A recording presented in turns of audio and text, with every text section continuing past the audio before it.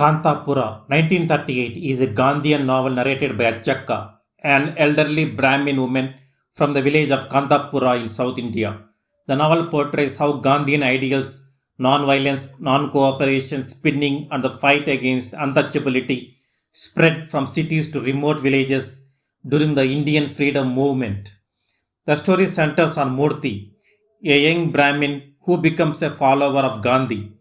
He challenges caste oppression, calls for equality, and mobilizes villagers against British colonial rule. The struggle provokes conflicts with landlords, police, village orthodoxy, and practitioners of superstition. As Moorthy inspires the villagers, Kanthapura turns into a symbol of India itself, divided by caste but united in resistance. The villagers face arrests, brutality, the burning of houses, and displacement. By the end, Kanthapura is destroyed and its people are scattered, but the spirit of resistance survives, showing the irreversible awakening of rural India. Chapter wise summary of Kanthapura, narrated across three sections, often treated as 18 thematic chapters. Here is the structured chapter wise summary. Chapter 1, Introducing Kanthapura. Achaka describes the small village, caste divisions, temple, coffee plantations, Skeffington estate. Key families and characters introduced. Establishes rural superstitions, rituals, and social hierarchy. Chapter 2, Moorthy's early life. Introduction of Moorthy, a young idealistic Brahmin. He becomes inspired by Gandhi's teachings brought by city student Jaya Ramachar. Moorthy starts questioning caste discrimination and begins spinning khadi. Chapter 3, Caste conflict begins.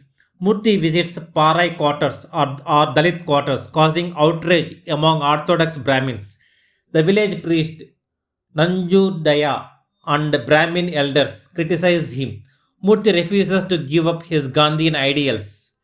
Chapter 4, Moorthy vs. Bangle Seller episode. Moorthy is blamed for allowing widows and low caste women to break caste rules. His mother Narsamma is socially boycotted and suffers emotional trauma. She eventually dies, symbolizing the cost of social reform. Chapter 5, Moorthy leaves village temporarily. Saddened by his mother's death and pressure from Brahmins, Moorthy leaves Kanthapura. He meets the Swami of the Siddhagiri Mutt but rejects orthodox solutions. Decides to continue Gandhian activism. Chapter 6, Arrival of Advocate Shankar. Shankar supports Moorthy's Gandhiism. Moorthy returns, starts promoting Khadi, non-cooperation and anti-tax campaigns. Village women, particularly Rangama, becomes active. Chapter 7, Formation of the Congress Committee. Moorthy forms a local Congress group. People take vows of non-violence and spinning. Shifts from social reform to political mobilization. Chapter 8, Skeffington Coffee Estate Troubles. Plantation laborers face exploitation by the estate manager Bade Khan. Moorthy begins organizing the coolies. British officials warn him. Chapter 9, Moorthy's arrest. He is falsely accused of provoking violence and arrested. Villagers protest. Women perform satyagraha. His imprisonment increases his popularity. Chapter 10, Women take leadership. Led by Rangamma, Ratna and others, women take charge of the movement. They face beatings, molestation attempts and humiliation by police. Reflects growing women's empowerment under Gandhiism. Chapter 11, Police brutality intensifies. Non-cooperation movement, no taxes, no buying foreign goods. British police raid houses, siege property and attack gatherings. The village becomes a battlefield of peaceful protest versus state violence. Chapter 12, Repression at the Temple.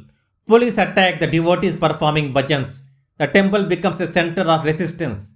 The spirit of goddess Kenchamma is invoked for protection. Chapter 13, Clash at Kanthapura. Large confrontation between villagers and police. Many are injured, houses burnt. Moorthy still preaches non-violence. Chapter 14, Burnings and Evacuations. British soldiers burn large parts of the village.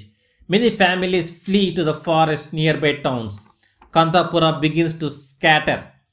Chapter 15. Release of Moorthy. Moorthy is released from prison.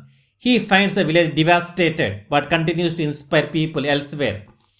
Chapter 16. Final confrontation. Villagers regroup and fight through satyagraha. British repression continues but spirit remains strong. Chapter 17. Exodus of Kanthapura. The villagers are forced to abandon Kanthapura permanently. They settle in Kashipura and other areas. The village becomes a ghost settlement. Chapter 18. Conclusion.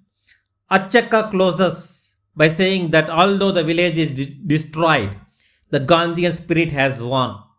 Kanthapura lives on through its people's struggle and sacrifice. Themes discussed: Gandhian influence on rural India, caste reform and social justice, role of women in the freedom movement, colonial oppression and resistance, myth and politics blended through social narration. Narrative technique used: 1. Oral storytelling, Sthala Purana style. 2. Long flowing sentences, folklore, devotional tone. 3. Village as a microcosm of India.